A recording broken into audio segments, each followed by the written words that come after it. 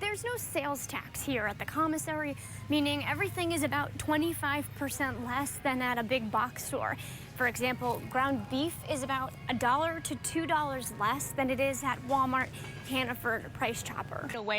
So today I found inspiration from my second grade teacher, Nancy Doyle. This letter is signed by 40 state Democratic Assembly members asking President Biden to shorten the work authorization period so asylum seekers can start working sooner rather than later. The Saratoga Springs Police Department is investigating a wooded area after human remains were found yesterday.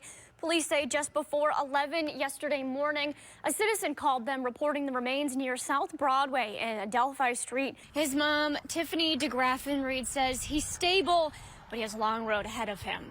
And if you are planning to be out and about tomorrow, you can take advantage of free rides with the CDTA. The Saratoga County Sheriff's Office says a man who was in the country illegally was arrested last night after trying to rob a restaurant in Half Moon. It's hot and it's humid, which means more rain is expected here in Bennington. Now check this out behind me. This is the Paper Mill Bridge, and you can see the Walloomsic River is almost at road level. And we've actually got a lot more snow here than we did in the downtown. We're almost at that 5-inch mark out here in Woodlawn. Tom, the entrance to the Moreau Lake State Park, this road right to my right here, is actually blocked off. Now, cars who are trying to enter through the road actually have to get searched by state troopers before they can even get to other parts of the road where their homes and other businesses. Now, I spoke with Charlotte's Aunt Janae this afternoon, and she said the family is heartbroken over the situation and are praying for Charlotte's safe return.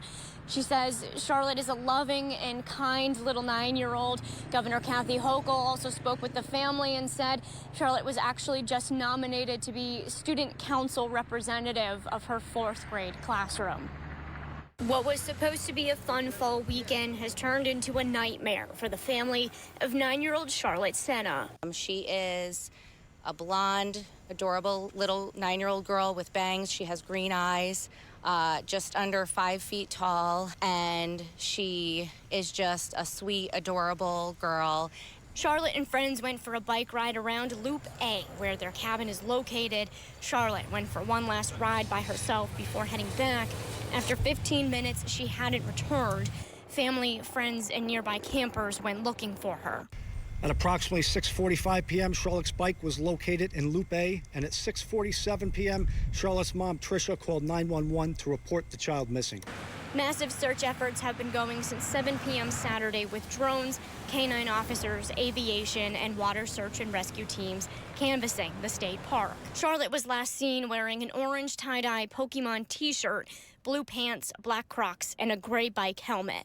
During a press conference, New York State Police were questioned why, since the search started Saturday evening, they waited to send an Amber Alert for Charlotte until Sunday morning. Following our exhaustive search of the park, we took that step of issuing the Amber Alert because we felt that after that exhaustive search, when we couldn't find her here, it was quite possible that an abduction had taken place. Governor Kathy Hochul at the search site on Sunday afternoon saying she has promised the Senna family law enforcement will bring Charlotte home. We are leaving no stone, no branch, no table, no cabin unturned, untouched, unexamined in our search to find Charlotte. She's all of our daughters. Their family needs love.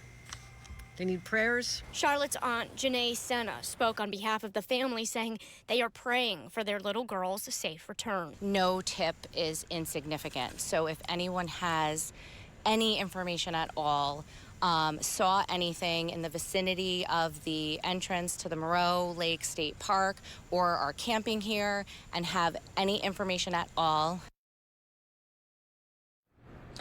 Now, the New York State Police Wilton Barracks are the lead on the investigation. And again, if anyone has any information, you saw something, you heard something, you are asked to call the number on your screen here or call 911. For now, we're reporting live tonight in Moreau. Emma Quinn, CBS 6 News. This video here, Tom Walsh Jr., and now former Uncle Sam Lane's manager, caught throwing water on a homeless man trying to keep warm inside the vestibule. Walsh Jr. almost hitting the man with the bucket as he walks away. It's fearful, actually, at this point, because you don't know when somebody's coming at you, and why they're going to come at you at that point. Jeremy Reef is currently living on the streets. He saw the video and says it makes him fearful for his own safety. Myself, in similar situations, it's like anything can happen. Leaders at Unity House, an organization working closely with the homeless population, call Walsh Jr.'s actions despicable. I was, shocked by the lack of humanity that I saw in that video. Unity House CEO Dave Bach says cold weather seen in that viral video only made things worse. The response should always be just, this is another human being that I'm looking at. And I might be frustrated with their circumstances, how their circumstances are impacting my current needs or whatever I'm doing right now, like you saw in that video. Clearly, the worker was frustrated. He handled it completely inappropriately. Kevin Walsh, co-owner of the Cohoes in Green Island Bowling Alley, says Uncle Sam's is owned by his family. Although the businesses are not affiliated with Uncle Sam's, he did confirm that Walsh Jr. has been fired. A longtime customer of Uncle Sam Lane's, who wished to remain anonymous, said Walsh Jr. is a kind and compassionate person who clearly made a bad decision. The bowling alley brings members of Rensselaer Arc and senior citizens into bowl during the week. The incident was out of character of his friend. For Reef, he says, be kind, because that could end up you one day. People are doing others, you want them to do to you. In Troy, Emma Quinn, CBS 6 News. After multiple attempts from private developers to rehabilitate the Central Warehouse, Republicans from the Albany County Legislature are calling on state and federal lawmakers to make a final decision, one that may be inevitable, tearing the building down. Thursday afternoon, crews put more netting on the Central Warehouse to prevent more concrete from falling off the building. When I look at this building, I see something which was once a sign of progress in the city of Albany, and now I see it as blight upon the city of Albany and the state of New York. It's a symbol of a hurting economy, the inability to redevelop a project, and something whose time is past, which must come down. It's Albany's greatest eyesore, and minority members of the county legislature sent this letter to state and federal leaders asking for the building's demolition, saying it's unclear how state and county funding have been utilized, the state lending $10 million in grants and the county lending $500,000 in back taxes for the property's redevelopment. Enough is enough. We all wanted this property to be redeveloped, and we sit and we're putting a curtain to show people that there's really nothing to see here. The project does not seem to be going anywhere. In November 2023, CBS 6 asked Jeff Buell of Redburn Development what the possibility was for a demolition. Here's what he told us. I don't like to knock things down. I don't like to put things in landfill. It's a waste.